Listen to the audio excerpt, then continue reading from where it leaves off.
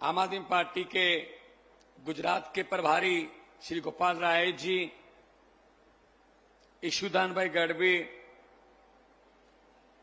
हमारे नए बने एमएलए विधायक हमारे श्री गोपाल इटालिया जी, हमारी पूरी टीम गुजरात की दर्जा बदर्जा तालुका चेयरमैन, जिला चेयरमैन और आसपास के छोटे छोटे गांवों से एक उम्मीद लेकर, एक अच्छी व्यवस्था की उम्मीद लेकर यहां पर पहुंचे। हजारों की तादाद में बुजुर्ग, नौजवान वीर, महिलाएं, माएं, बहनें, छोटे बच्चे, पत्रकार बंधु, सबको मेरा नमस्कार, सत श्री अकाल। आज हमको यहां आने की जरूरत क्यों पड़ी? क्योंकि पिछले 30 साल से भाजपा की सरकार है और पिछले 30 साल से ही हर एक वर्ग की लूट चल रही है। अभी पशुपालक अपनी मांगों के लिए इकट्ठे हुए हैं। उनका पैसा जो था, उनका हक जो था, उनका हिस्सा जो बनता था, उसको ये खा जाते हैं या फिर सरकारी फंक्शनों में खर्च कर दिया जाता है। पिछले दिनों अपना हक मांगने के लिए पशुपालक, छोटे छोटे किसान अधिकारियों के सामने गए। बजाय इसके कि उनकी बात सुनी जाती, टेबल पर बैठकर उनके साथ बातचीत की जाती, उन पर आंसू गैस के गोले और गोलियां चलाई गई, जिसमें एक किसान की मृत्यु हो गई। गरीब किसान जिसके घर पे छत भी नहीं है, और बाकियों पर एफआईआर कर दी, 82 एफआईआर कर दी ताकि वो एक जगह इकट्ठे ना हो सके डर के मारे। ये तानाशाही का भी अगला रूप है। लेकिन हम आम आदमी पार्टी वाले हैं, अब हम आपके साथ आ गए हैं। हम पर तो पता ही नहीं, अनगिनत एफआईआर चल रही हैं। हम इनकी एफआईआर से नहीं डरते। हम इनको ये कहते हैं, आपके कागज खत्म हो जाएंगे, हमारे बंदे खत्म नहीं होंगे।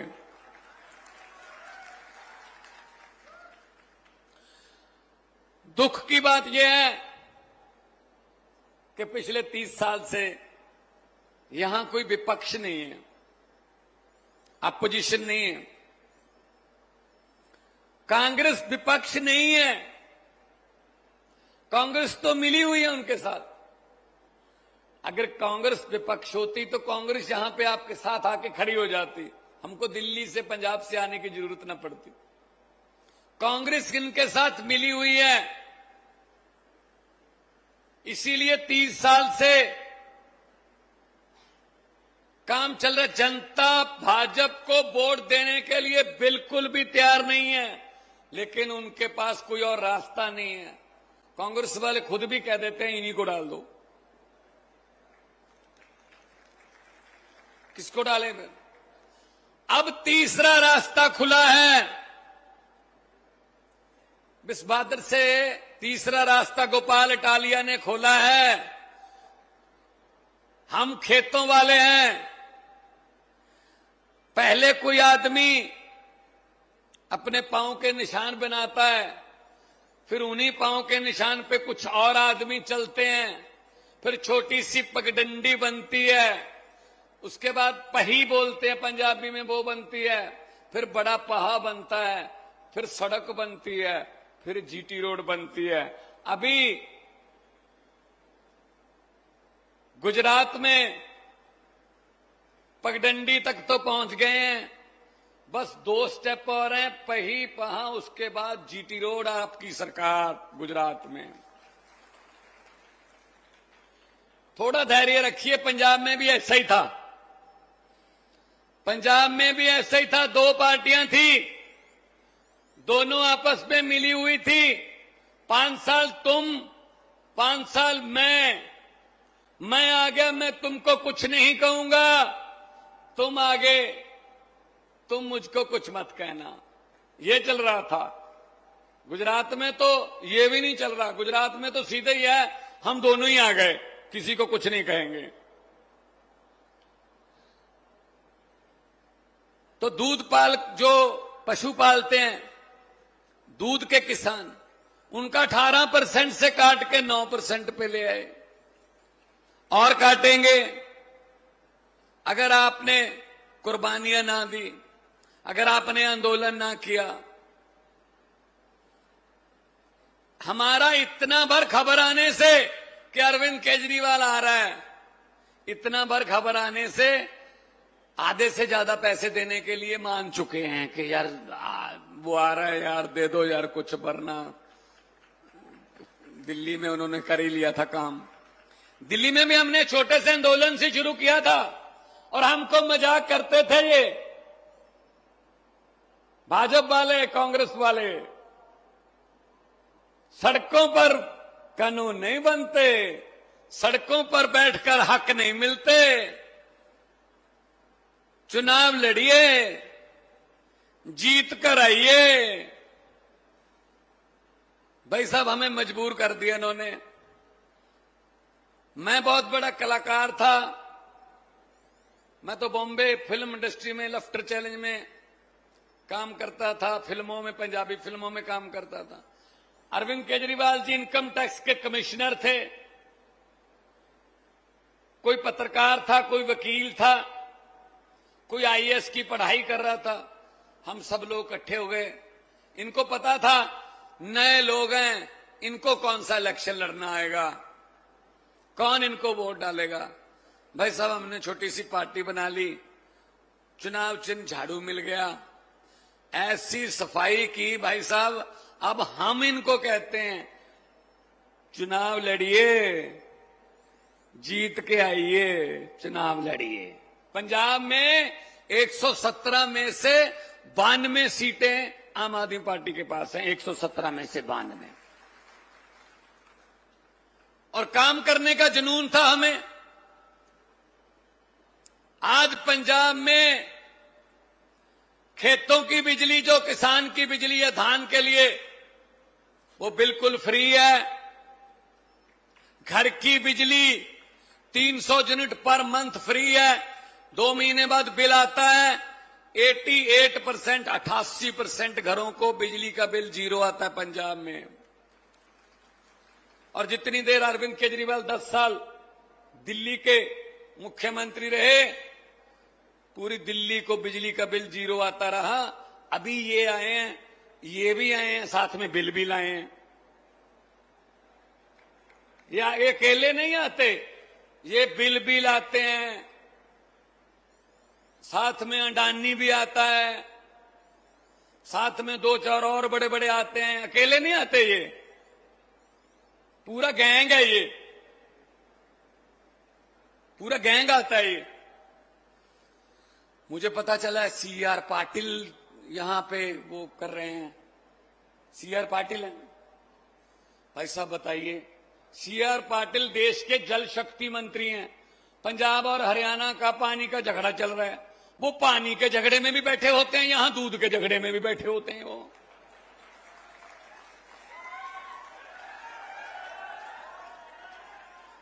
कमाल है, या तो पानी में दूध मिलाते हैं,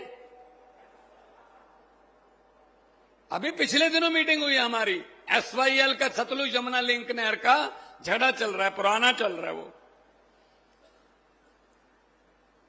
तो भाई साहब ये लूट जो है ज्यादा देर नहीं चलेगी। जनता के पास अब एक और बटन आ गया है, और बटन भी झाड़ू का है। और इस झाड़ू से हम सिर्फ इससे पहले मकान या दुकान साफ करते थे, अब अरविंद केजरीवाल की अगुवाई में इस झाड़ू से पूरा हिंदुस्तान साफ किया जाएगा। भाई साहब, व्यवस्था की सफाई की जाएगी। ये जो सहकारी सभाएं संस्थाएं बनाकर लूट रहे हैं ना लोगों का पैसा, सब पता है हमें, सब पता है इनकी चोर मोरियां कहां हैं, कहां कहां से लूटते हैं। एक बार मौका दीजिए, फिर उसके बाद हमारा काम है। आपकी जिम्मेदारी खत्म, हमारी शुरू। क्योंकि इनको पता है विरोध कोई करने आएगा नहीं, पर्चे करके इनको दबा लो। ये आपका गुजरात का मॉडल भी हमको यहीं ऐसे ही दिखाया है। हमको तो लगता था गुजरात में तो मलाई जैसी सड़कें होंगी, मतलब कमाल ही होगा, जिधर जाएंगे ऐसे लगता कनाडा घूम रहे हैं। भाई साहब, बड़ोदरा से यहां तक 90 किलोमीटर है, कहते 4 घंटे का रास्ता है जी।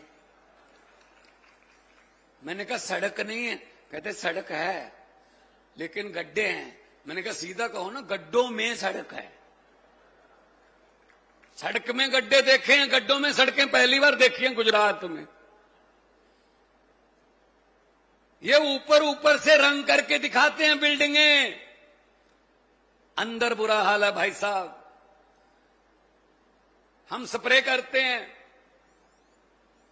अगर किसी पेड़ को दीमक लग जाए,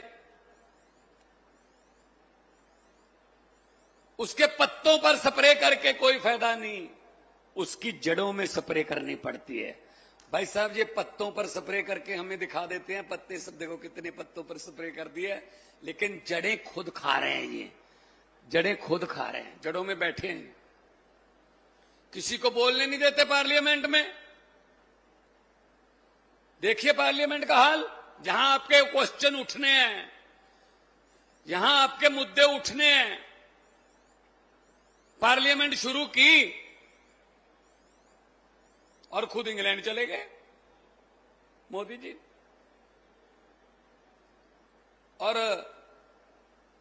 राज्यसभा के जो सभापति हैं उन्होंने रिजाइन कर दिया, खुद इंग्लैंड चले गए, स्पीकर ने रिजाइन कर दिया। भाई साहब, पार्लियामेंट किस बात के लिए बुलाई थी फिर? आके बुला लेते।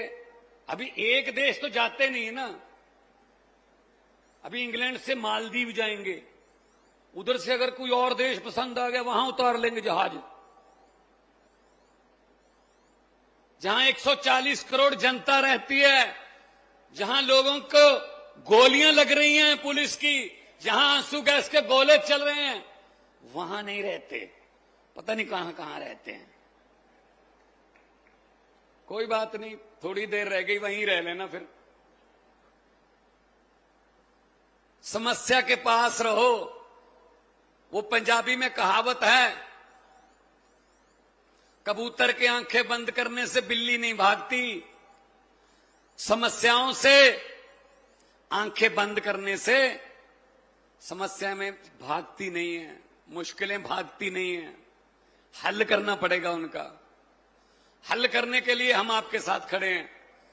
जब भी बुलाओगे हम हाजिर रहेंगे। लोगों को अक्सर कहते सुना है, लोगों को अक्सर कहते सुना है, जिंदा रहे तो फिर मिलेंगे, लेकिन इस दिल ने कहा है मिलते रहे तो जिंदा रहेंगे। वरना जो हमें जिंदा भी नहीं रहने देंगे अगर हम आपस में ना मिलते रहे। मिलते रहना है। दही जमाते हम, दही जमाने के लिए जाग का सिर्फ एक चम्मच चाहिए, पूरा टोकन जो होता है ना वो दही का जम जाता है। अभी अभी गोपाल इटालिया नाम का जाग हमको मिल गया है, पूरे गुजरात में ईमानदारी का दही जमा लीजिए, आपको जाग मिल गया है। आपको आपकी समस्याओं के हल के लिए हम आपके साथ खड़े होंगे। देश में कहीं भी समस्या होगी हम हाजिर रहेंगे वहां, क्योंकि देख लिया हमने कांग्रेस और बीजेपी मिले हुए हैं, कहीं भी जहां भी चले जाओ मिले हुए हैं कि तीसरा ना आ जाए। हम दोनों, जहां तुम कर रहे हो राज तुम करो, जहां हम कर रहे हैं हम करें, तीसरा ना कोई आ जाए। ये बात को समझ के जाना है। आज बहुत साल हो गए जी, 30 साल हो गए वोट डालते हुए। अरे पेड़ भी हर साल पत्ते बदल लेते हैं, आप तो कुछ बदल लो,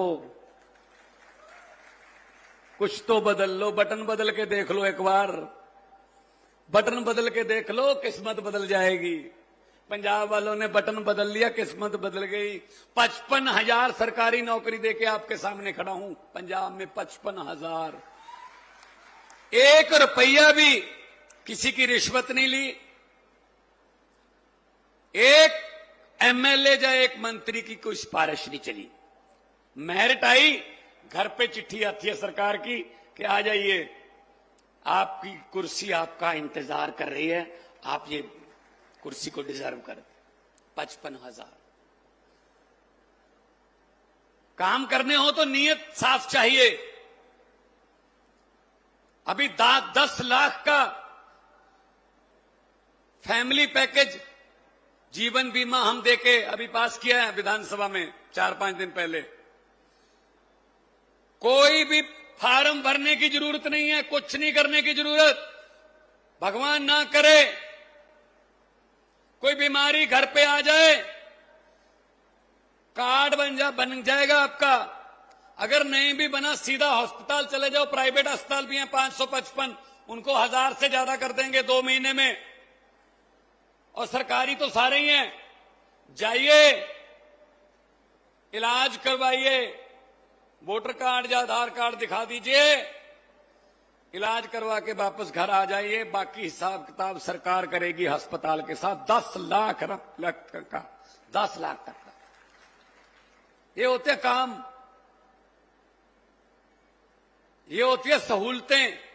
भाई आपका पैसा आपको दे रहे हैं, हम कौन सा मशीनों से छाप रहे हैं भाई?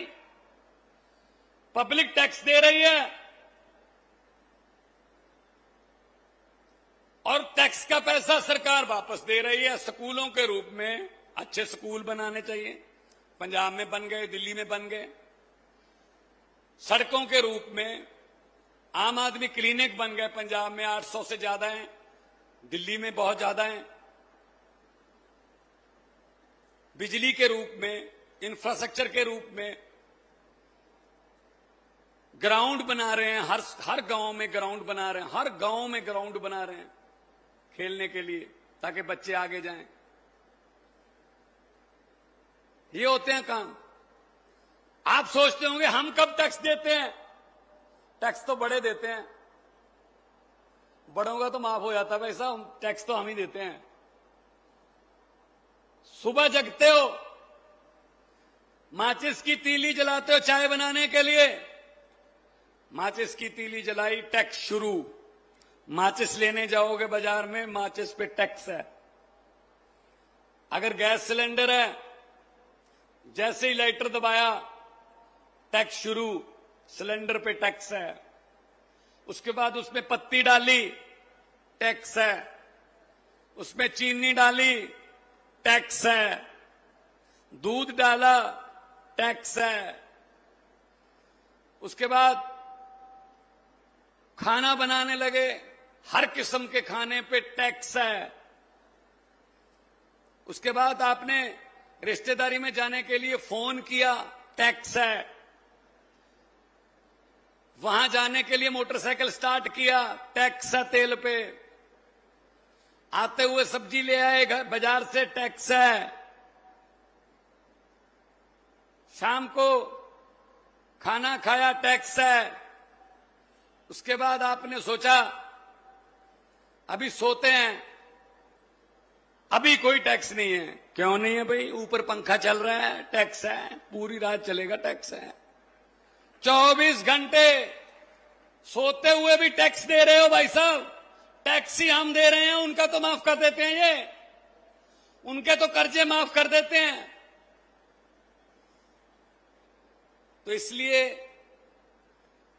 आम आदमी पार्टी का नारा है कि आम आदमी को शक्तिशाली बनाना है। 2-4 दोस्तों मित्रों को नहीं, 2-4 योगपतियों को नहीं, आम लोगों को शक्ति देनी है। आम लोगों का जीवन स्तर ऊंचा लेके जाना। जितनी भी सहकारी सभा, दूध वाले जितने भी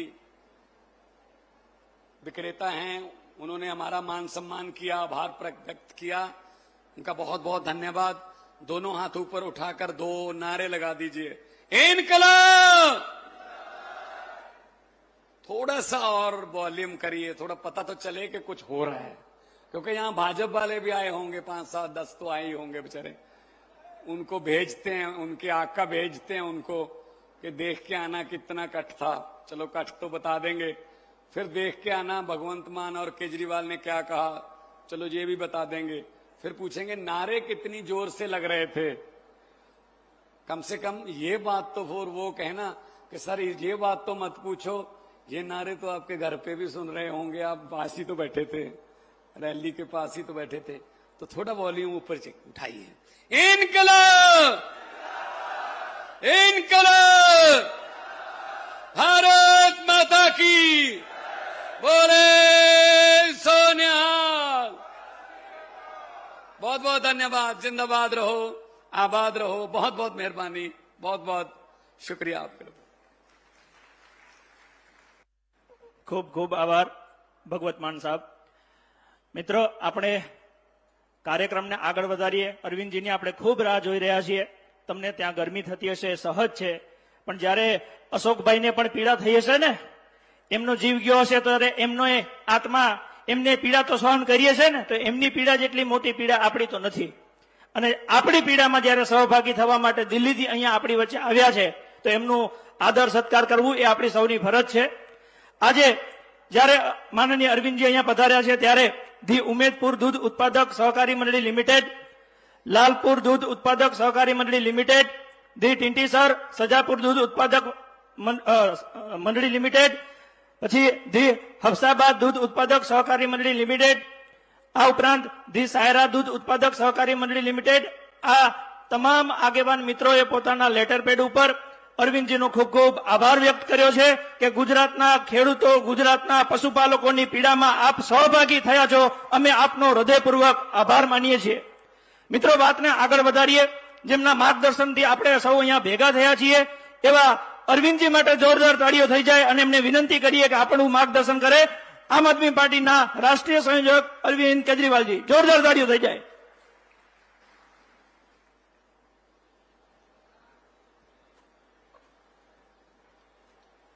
एक बार जोर से दोनों हाथ ऊपर करके भारत माता का जयकारा लगाएंगे। भारत माता की, भारत माता की, इनकलाब, वंदे। आज इतनी बड़ी संख्या में हजारों हजारों की तादाद में आए हुए मेरे प्यारे पशुपालक खेडूत भाइयों को मेरा नमस्कार, सबको मेरा प्रणाम। बहुत बहुत आभार। आज आप इतनी बड़ी संख्या में यहां पधारे हैं। सबसे पहले देवायत पंडित की भूमि को मैं नमन करता हूं, सलाम करता हूं। साबरकांठा की भूमि को मैं नमन करता हूं। आज साबरकांठा की भूमि न्याय मांग रही है। अपना हक मांग रही है, सम्मान मांग रही है। अभी कुछ दिन पहले साबर डेयरी में एक बहुत दर्दनाक और दुखद वारदात हुई, जब पशुपालक खेडूत भाई बड़ी संख्या में अपना हक मांगने के लिए सरकार के पास प्रदर्शन करने के लिए पहुंचे, तो इस भ्रष्टाचारी सरकार ने, निर्दयी सरकार ने, क्रूर सरकार ने उनके ऊपर लाठीचार्ज कर दिया। गरीब खेडूत भाइयों के ऊपर लाठीचार्ज कर दिया, आंसू गैस के गोले छोड़े, जिसमें हमारा एक गरीब पशुपालक खेडूत भाई अशोक चौधरी, वो हमें छोड़ के चला गया। दोस्तों, ये इतनी गंदी सरकार है। मेरे को पता चला दिल्ली के अंदर कि एक खेडूत भाई की मौत हो गई प्रदर्शन करते हुए।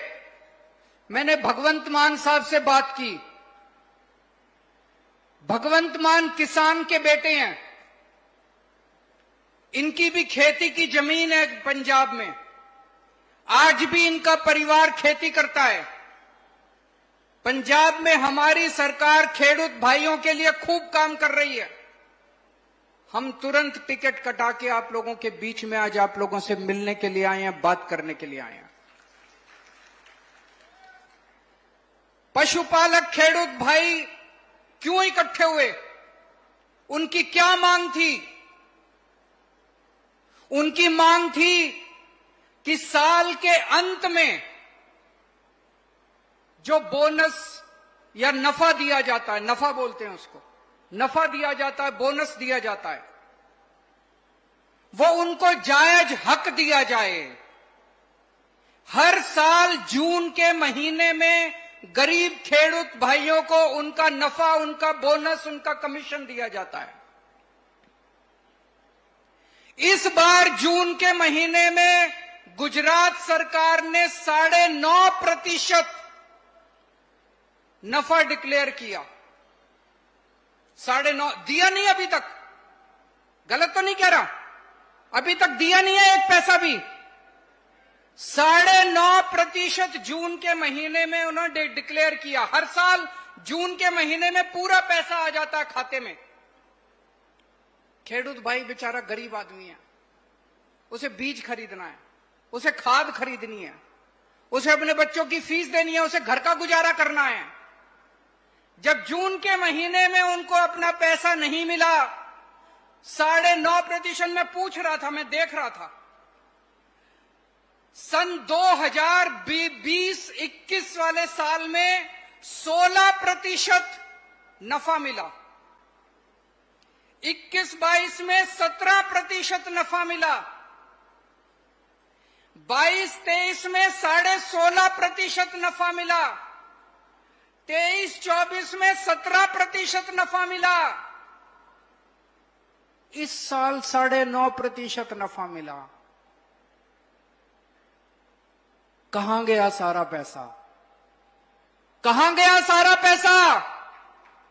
पिछले 5 साल से 17%, 16%, 18% नफा मिल रहा है। इस साल 9.5% नफा। कहां गया सारा पैसा? उस पैसे से इन बड़े बड़े महल बन गए, स्विस बैंकों में चले गए इनके पैसे। इनकी पार्टियों की चुनाव रैली हो रही है, इनकी पार्टियों के ऊपर सारा पैसा खर्च किया जा रहा है। आपका पैसा लूट के, गरीब खेडूतों का पैसा लूट के ये अपने बड़े बड़े महल और बड़ी बड़ी गाड़ियां खरीद रहे हैं, हेलीकॉप्टर खरीद रहे हैं, जहाज खरीद रहे हैं ये लोग, आपका पैसा लूट के। 14 जुलाई को अशोक चौधरी की मौत हुई। ये इतने गंदे हैं, इतने भ्रष्टाचारी हैं, उसके बावजूद इन्होंने आपकी बात नहीं मानी। उसके बावजूद डेयरी का नफा इन्होंने नहीं बढ़ाया। उसके बावजूद इन्होंने, अशोक चौधरी की मौत होने के बावजूद इन्होंने आपका हक नहीं दिया। 18 जुलाई को 12 बजे ईशुदान गढ़वी ने प्रेस कॉन्फ्रेंस करके ऐलान किया कि 23 तारीख को केजरीवाल जी और भगवंत मान आएंगे।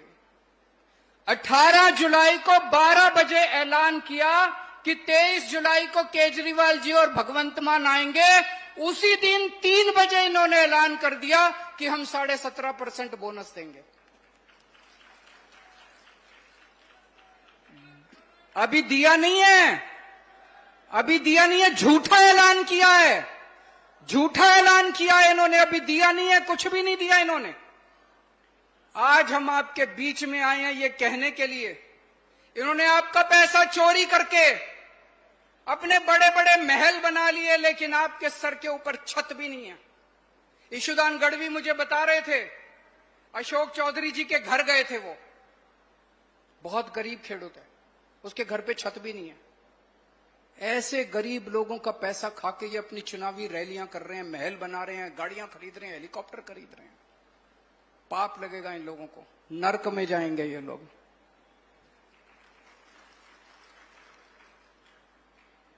मैं आपसे पूछना चाहता हूं, हम लोग लोकशाही में रह रहे हैं, जनतंत्र में रह रहे हैं, जनता चुनती है, सरकार बनती है। अगर खेडूत भाई, पशुपालक खेडूत भाई प्रदर्शन कर रहे थे, अगर उनकी मांग थी, उनकी हक के लिए मांग थी, क्या सरकार को आपके साथ बैठ के बातचीत नहीं करनी चाहिए थी? बातचीत करनी चाहिए थी कि नहीं करनी चाहिए थी? क्या इनको आपके साथ बैठ के, क्या इनको गोली चलानी चाहिए थी, डंडे चलाने चाहिए थे, आंसू गैस के गोले छोड़ने चाहिए थे? ये तो अहंकार है, इनको अहंकार हो गया है। 30 साल की सरकार का इनको अहंकार हो गया। इनको लगता है कहां जाएंगे गुजरात वाले, वोट तो इनको हमें ही देनी पड़ेगी, बात तो इनको करनी चाहिए थी। और मुझे ज्यादा आश्चर्य तब हुआ, अशोक चौधरी जी पशुपालक खेडूत भाइयों के लिए लड़ते हुए शहीद हो गए, अभी तक उनके लिए मुआवजा नहीं दिया गया, एक भी पैसे का मुआवजा नहीं दिया गया। आज मैं इस मंच से मांग करता हूं कि डेयरी की तरफ से 1 करोड़ रुपए और गुजरात सरकार की तरफ से 1 करोड़ रुपए उस परिवार को मुआवजा दिया जाना चाहिए। और मुआवजा देना तो छोड़ो, जब से ये हादसा हुआ है तब से सारे खेडूत भाइयों के घर भेज भेज के उनको दबाने की, उनको कुचलने की, उनको डराने की, उनको धमकाने की साजिश चल रही है। चल रही है कि नहीं चल रही? जा रहे कि नहीं जा रहे हैं गांव गांव के अंदर डराने के लिए, धमकाने के लिए? आज कितने लोगों को धमकाया गया कि मीटिंग में नहीं आना, इस मीटिंग में नहीं आना है। पूरे गुजरात के अंदर इन्होंने दमन का, गुजरात में खासकर नॉर्थ गुजरात में, उत्तरी गुजरात में एक एक खेडूत भाई पशुपालक का भी काम करता है। अगर आपको आपका हक पूरा मिल जाए, मैंने इस पे बहुत स्टडी की है, अगर आपको आपका हक पूरा मिल जाए, एक एक खेडूत भाई की गरीबी दूर हो सकती है। अगर भ्रष्टाचार खत्म हो जाए, इन्होंने कोऑपरेटिव क्या थी, सहकारी क्षेत्र क्या है? सहकारी क्षेत्र का मतलब किसानों का सहकारी क्षेत्र मतलब किसान उसको चलाएंगे। अब किसान नहीं चला रहे, बीजेपी ने कब्जा कर लिया पूरे सहकारी क्षेत्र के ऊपर, डेयरी के क्षेत्र के ऊपर, किसानों के। करा कि नहीं करा बीजेपी वालों ने कब्जा? बीजेपी ने पूरा कब्जा कर रखा है और इन्होंने सारा कब्जा करके आपको लूटने का काम किया है। मैंने ये देखा है कि अगर आप लोगों को आपका पूरा हक मिल जाए, एक एक खेडूत की गरीबी दूर हो सकती है। मुझे बताया गया, एक पशुपालक खेडूत भाई अपना दूध निकालता है जानवर से, दूध निकाल के जब वो अपना दूध देने के लिए जाता है, आपको फैट के आधार पे आपकी पेमेंट दी जाती है। दी जाती है कि नहीं दी जाती? फैट के आधार पे पेमेंट मिलती है। फैट नापने वाली मशीन गड़बड़ है। गड़बड़ है कि नहीं है? हाथ खड़े करके बताना। फैट नापने वाली मशीन, फैट नापने वाली मशीन गड़बड़ है। फैट अगर 7.5% होता है तो वो 7% दिखाती है। बाकी पैसा खा जाते हैं ये लोग, लाखों रुपए, करोड़ों रुपए, अरबों रुपए खा जाते हैं आप लोगों के गरीब खेडूत पशुपालक किस उसका 0.5%, 0.3%, 3.4 पॉइंट उसका कम करके ये सारा पैसा खा जाते हैं, अपनी चुनावी रैलियों के अंदर खर्च करते हैं। ये अमीरों की सरकार है, ये अदानी के लिए काम करते हैं। अगर अदानी को पूरी दुनिया में कहीं ठेका लेना हो, प्रधानमंत्री जी स्पेशल बना के वहां पे जाते हैं, अदानी को ठेका दिला के आते हैं। लेकिन गुजरात का पशुपालक खेडूत जब अपना हक मांगने के लिए जाता है, उस पर आशुदाय गैस के गोले छोड़ दिए जाते हैं। आम आदमी पार्टी गरीबों की सरकार है, आम आदमी पार्टी खेडूतों की सरकार, आम आदमी पार्टी गरीबों की पार्टी है, खेडूतों की पार्टी है, मजदूरों की पार्टी है, आम लोगों की पार्टी है। हम आपके लिए लड़ेंगे। हमें जब पता चला, मैं दिल्ली से और भगवंत मान साहब पंजाब से सीधे यहां चले आए, आप लोगों को आश्वासन देने के लिए आए हैं कि हम आपके साथ खड़े हैं, आपके हक के लिए लड़ेंगे, आपके सम्मान के लिए लड़ेंगे, आपको न्याय दिला के रहेंगे। अगली बार गोली चलेगी तो पहले केजरीवाल के सीने पे गोली चलेगी, फिर खेडूतों के सीने पे गोली चलेगी। अभी जैसे मान साहब ने बताया, पंजाब में हमारी सरकार ने खेडूतों के लिए बहुत काम किया है। आपको जान के ताज्जुब होगा, 2022 में हमारी सरकार बनी थी, उसके पहले पूरे पंजाब में केवल 20% खेतों में सिंचाई का पानी जाता था, केवल 20%। 3 साल में आज 60%, 60% खेतों में सिंचाई का पानी जाता है, और अगले साल 1 साल में 90% खेतों में सिंचाई का पानी जाना शुरू हो जाएगा। पंजाब में हमने खेती की बिजली फ्री कर दी है। यहां पे भी फ्री है क्या? पंजाब में खेती की बिजली फ्री है। दिन में 8 घंटे लगातार खेती के लिए बिजली मिलती है किसानों को, खेडूतों को 8 घंटे बिजली मिलती है डेली। खेडूतों के लिए खूब काम कर रहे हैं हमारी सरकार। ये लड़ाई आपकी दूध के लिए लड़ाई नहीं है, ये लड़ाई आपकी न्याय के लिए लड़ाई है, इंसाफ के लिए लड़ाई है, ये आपकी सम्मान के लिए लड़ाई है। 40 साल पहले 1985 में कांग्रेस की सरकार बनी, भारी बहुमत से 149 सीट आई उनकी, भारी बहुमत से उनकी सरकार बनी। 1987 में 2 साल के बाद कांग्रेस को इतना अहंकार हो गया, जितना आज बीजेपी को है, इतना अहंकार हो गया, उन्होंने किसानों के ऊपर गोली चलाई, 10 किसान मारे गए, और उसके बाद से आज तक गुजरात के अंदर कांग्रेस की सरकार नहीं बनी। मैं बीजेपी को कहना चाहता हूं, उनकी उल्टी गिनती शुरू हो गई है। ये जो इन्होंने अशोक चौधरी जी की शहादत, ये बेकार नहीं जाएगी। बीजेपी की उल्टी गिनती